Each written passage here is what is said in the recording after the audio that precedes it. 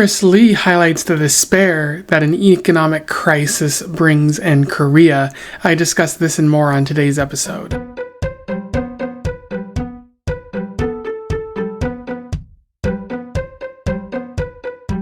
Welcome back to Around the Weird, a booktube channel where I talk about all the unusual and out of the ordinary literature that I've found in my travels.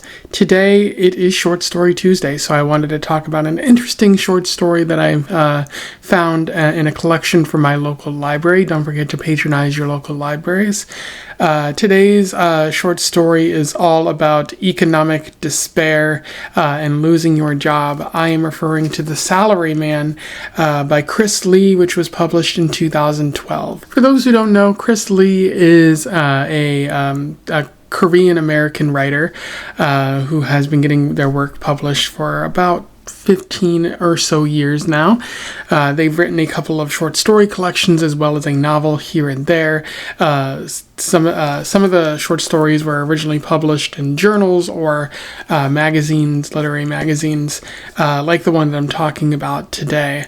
I don't know too much else about Krys Lee. I just know they live or have lived in California before, which is where I currently am. So that's an interesting little bit of information about them, and they seem to be their writing style is very interesting, often writing about people in a state of crisis or whatnot, like the character in this story, as we'll find out.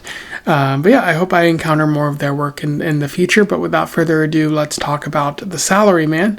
I will do a summary, a little bit of analysis, and we will move on from there. So The Salaryman focuses on an unnamed narrator who we only know as Mr. Seo. Nobody really says their name. They are an assistant manager at a financial firm. At one point, they were promised a job for life, but due to this financial crisis, they are struggling. Things are difficult for them, and so they're having a bit of difficulty in their personal life as well because they're providing for their family, but money is a bit tight in this economic crisis.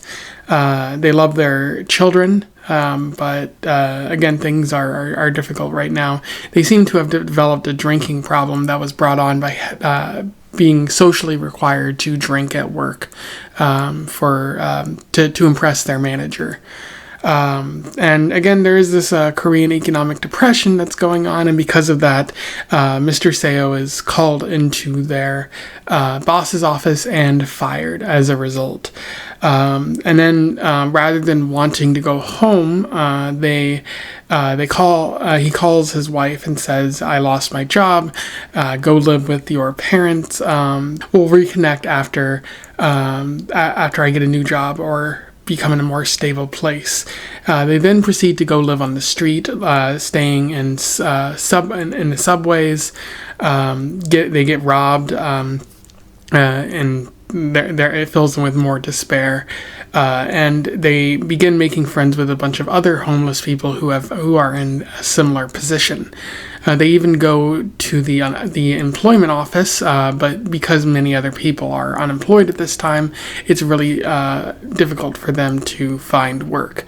And at a certain point, the wife contacts him and says, I want a divorce because it'll make me financially more secure, because if people are coming after me because of your debts, then that's not going to be good for me. And the husband is hesitant to do it at first, but finally acquiesces and divorces his wife, and also that seems to cut him off from his children too. Some of the friends that Mr. Seo met on the streets decided to immigrate to America in the hopes of finding a better life there, but Mr. Seo didn't want to do that.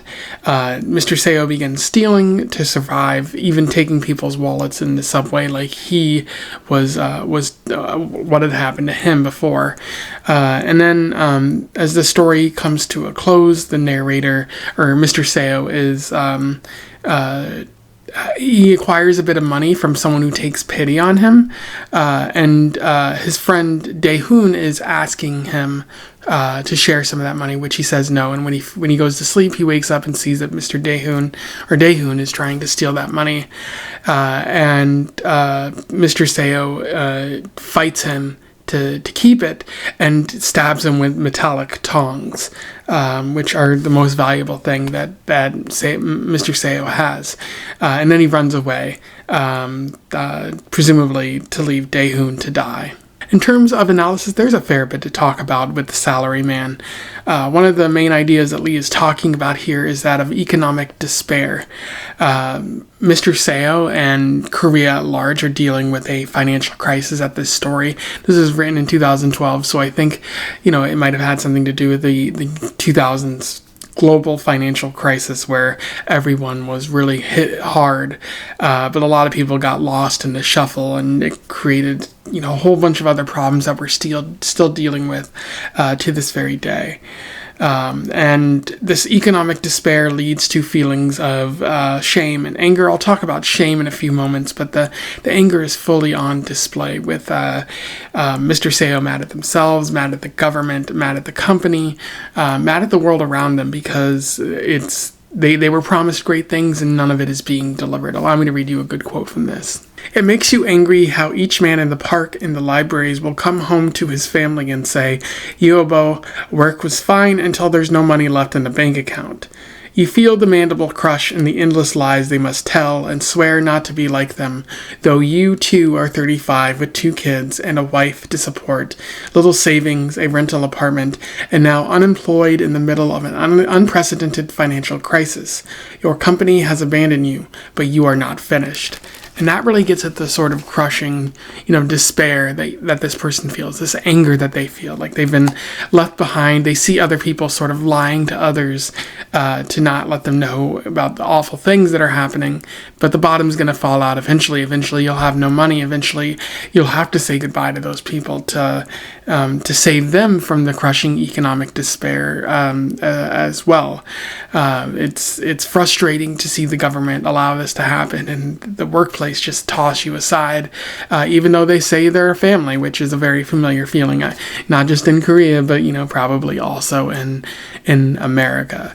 As the story shows as well, like getting out of this hole is hard.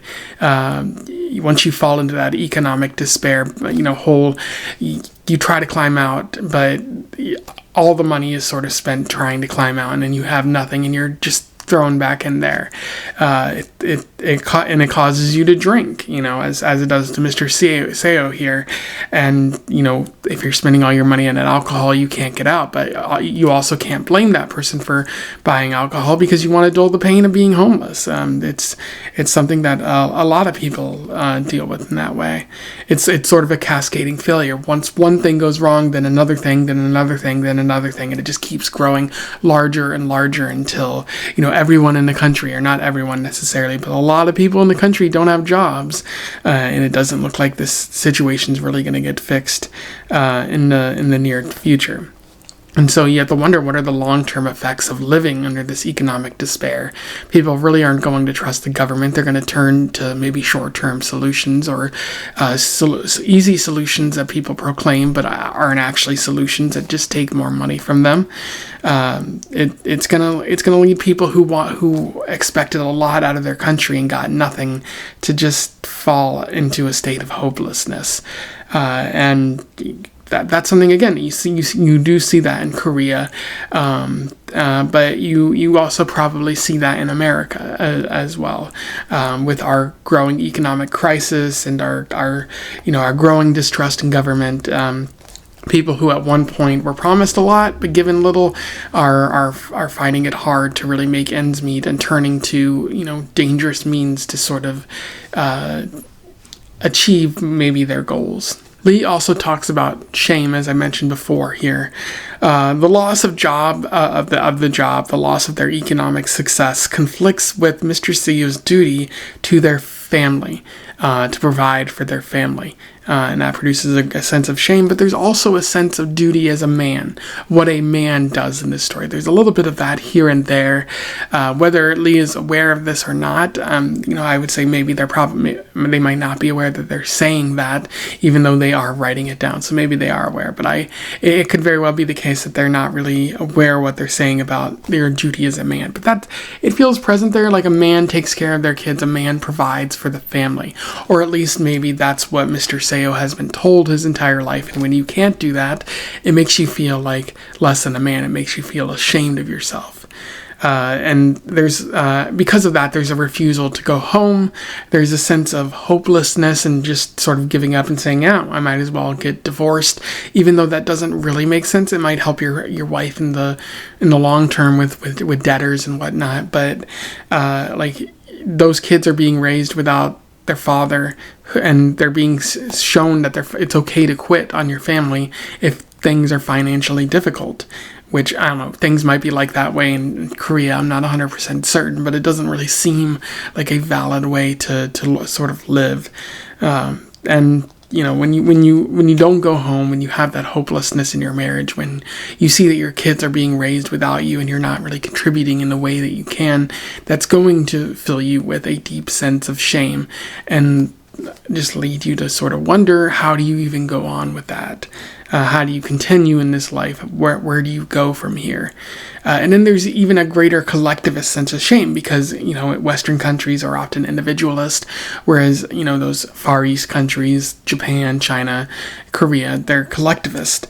And so begging in those collectivist countries, there's a sense of shame that comes along with that, even though those collectivist countries should really be providing for everyone.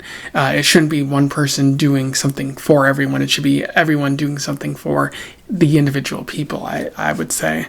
But in these countries, if you beg, if you're not contributing to the overall good, you're made to feel a sense of shame in this character is like begging and seeking help, and when they run into someone from their past, they just hang their head in further shame. They can only feel the pity, and it makes them feel bad. It's also interesting because when they lose their job, when they're fired, their boss says, let me know if there's something I can do to help. And that fills them both with a sense of embarrassment, which is really interesting because I guess you don't want to dish out pity to someone, I guess, and then you don't want to be the one who's being given the pity, but we should still be relying on each other in that way. Like if your boss can sort of make things happen for you to find a job, why wouldn't you take that?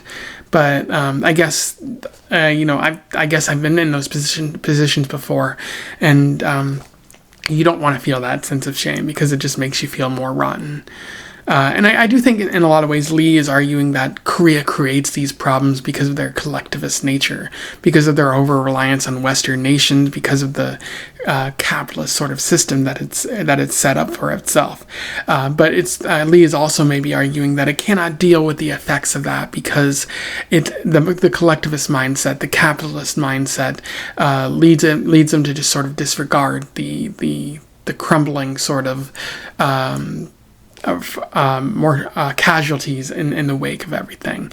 It's like, oh, these people got hurt. Well, that's too bad for them as long as the country is still going, as long as the economy is becoming better, then those people, those are accepted losses. Because some of those people are killing themselves. And maybe Lee is arguing that the country has more of a duty to these kinds of people, that it's very easy to sort of end up in that situation as it is in any sort of country. And if we don't help those people, what does that say about us as human beings? If I had to say one problem with the story, I do feel that it is sort of depressing. I think the message, while it might not be Lee's intention, is that there is really no hope because Mr. Seo loses everything. And this is really relatable because I see it happening in America, and people lose everything and they don't manage to climb out of their hole. So is Lee saying this is inevitable? Is Lee saying that that the way things are, this is just how things are going to end up? It certainly feels a bit hopeless, and maybe that can be hard to sort of read in this type of story. So it is a drawback, even though it's truthful and whatnot. you don't read literature to be made to feel even worse about how things are. Anyway, those are my thoughts on The Salaryman by Krys. Pretty solid short story from an even more interesting collection. A lot of these short stories in here are pretty solid and definitely worth seeking out. So, find this, at your local library, as I mentioned before. It might be there, and it'll be a good time for you. If you have any thoughts on it, let me know in the comments below. If you want to say something about my review here, I would love to hear from you. Otherwise, don't forget to like, share, and subscribe so that more people can find out about this short story, this collection, or this author if they don't already know. Join the Discord, which I've linked to in the description if you want to have further conversations about books, media, that sort of thing, movies, who knows. And until then, I wish you the best of luck in your weird and hopefully not economic crisis-based travels. Farewell.